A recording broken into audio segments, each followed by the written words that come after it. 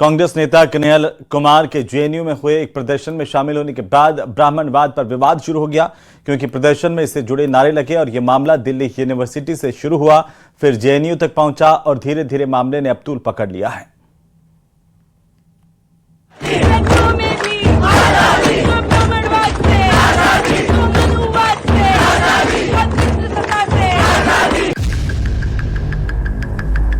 हाथ में ढपली और उसकी हर थाप पर लगते ये नारे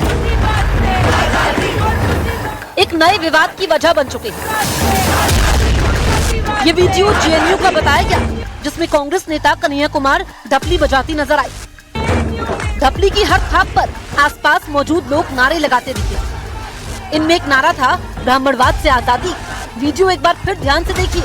इसमें कन्हैया कुमार ढपली बजा रहे हैं और उनके साथ मौजूद छात्र ब्राह्मणवाद और मनुवाद से आजादी वाले नारे लगा रहे हैं।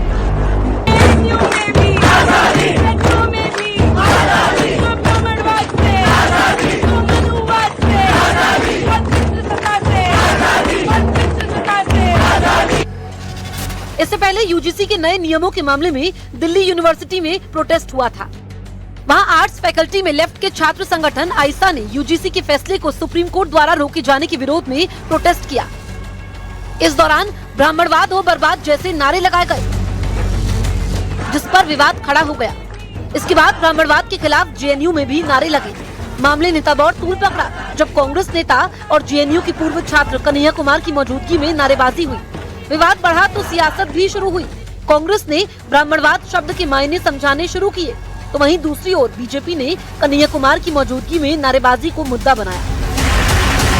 ब्राह्मणवाद का मतलब ब्राह्मण नहीं है, मतलब है कि एक बात है, राहुल संकृत्यान जी ने जितना प्रहार किया है ब्राह्मणवाद पर उतना शायद ही कोई किया हो। वो भी तो महापंडित थे। और डॉक्टर अम्बेडकर के पीपल्स एजुकेशन सोसाइटी में 4 ब्राह्मण थे।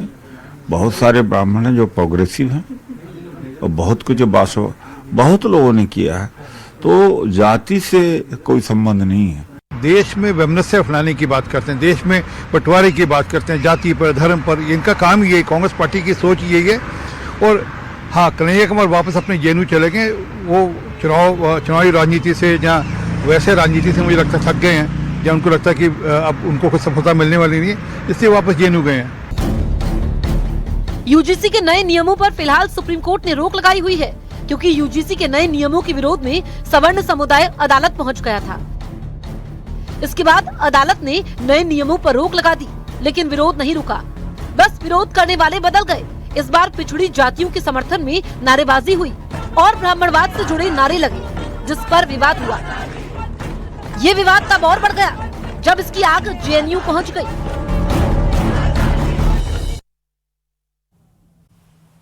और इन सब के बीच अमेरिकी राष्ट्रपति डोनाल्ड ट्रंप ने ईरान को फंसाने के लिए एक बहुत बड़ी चाल चल दी है। ट्रंप के विदेश मंत्री मार्को रूबियो ने यह कहा है कि ट्रंप खामेनेई से मिलने को तैयार हैं।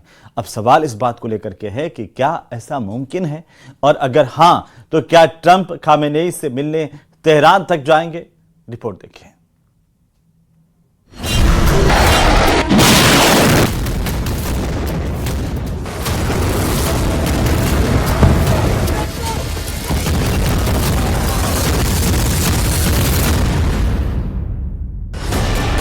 अगर मिसाइल लॉन्च होगी, क्या वो इजराइल पर फटेगी?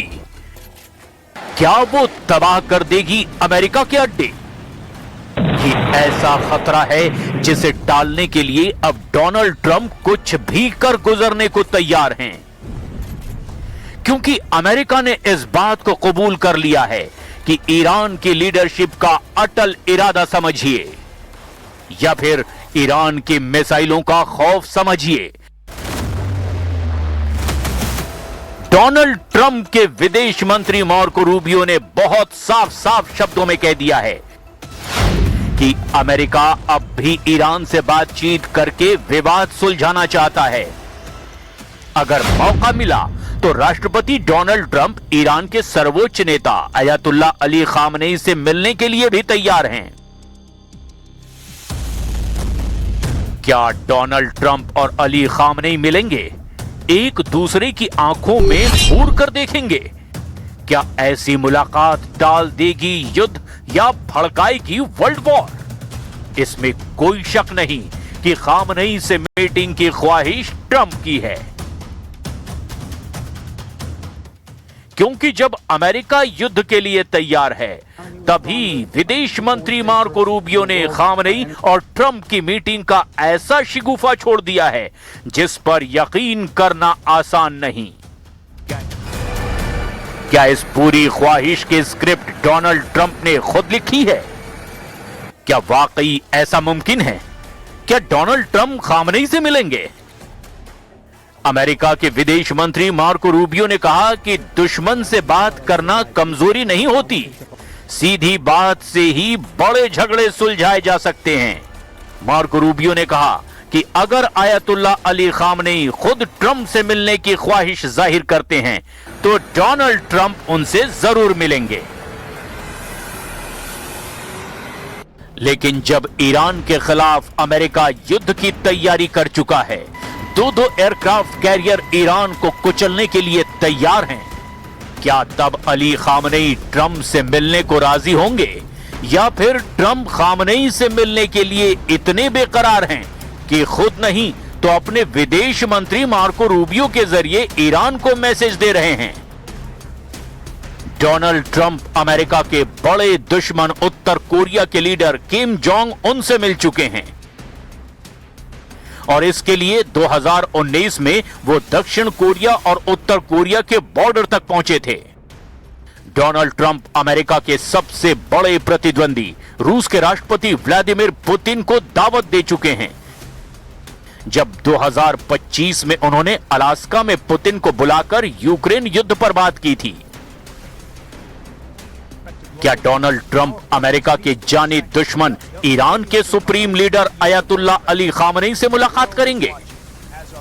क्या जिस सोफे पर दुनिया के बड़े बड़े लीडर आकर खामनेई के सामने हाजिरी लगा चुके हैं, क्या 2026 में डोनाल्ड ट्रंप तेहरान आकर बताएंगे कि उनको वो मंजूर है जो खामनेई की ख्वाहिश है? ईरान के खिलाफ सबसे पावरफुल फोर्स को तैनात करके ट्रंप बताना चाहते हैं कि वो कमजोर नहीं पड़ रहे। लेकिन जब से खामनेई ने रीजनल वॉर का खौफ दिखाया है, अब अमेरिका और ईरान की बातचीत ऐसी पटरी पर चल रही है जिससे ईरान और अमेरिका दोनों संतुष्ट नजर आ रहे हैं। ऐसे में अगर बातचीत से कोई फैसला निकला तो उससे बेहतर बात भला क्या होगी? लेकिन अमेरिका और ईरान दोनों की जिद ऐसी है जिसमें इजराइल वाला बहुत बड़ा पेच फंसा हुआ है। और इसी बीच हनुमानगढ़ से बड़ी खबर मिल रही है, जहां बाइक चोर गिरोह का खुलासा हुआ है। पुलिस ने आरोपी को गिरफ्तार कर लिया है। इस बाइक चोर के पास से 6 बाइक चोरी की बरामद हुई है और पूछताछ में बड़ा खुलासा हुआ है। जब दूसरे आरोपी से पूछताछ की गई तो इसमें बड़ा खुलासा हुआ। इस चोर के पास से 6 चोरी की बाइक बरामद हुई है। गौर से इसकी तस्वीर देखिए। ये चोर लगातार चोरी की वारदातों को अंजाम दे रहा था। पुलिस ने धर दबोचा है। बाइक चोर गिरोह का खुलासा पुलिस की तरफ से किया गया है और पुलिस ने इस आरोपी चोर को गिरफ्तार कर लिया है।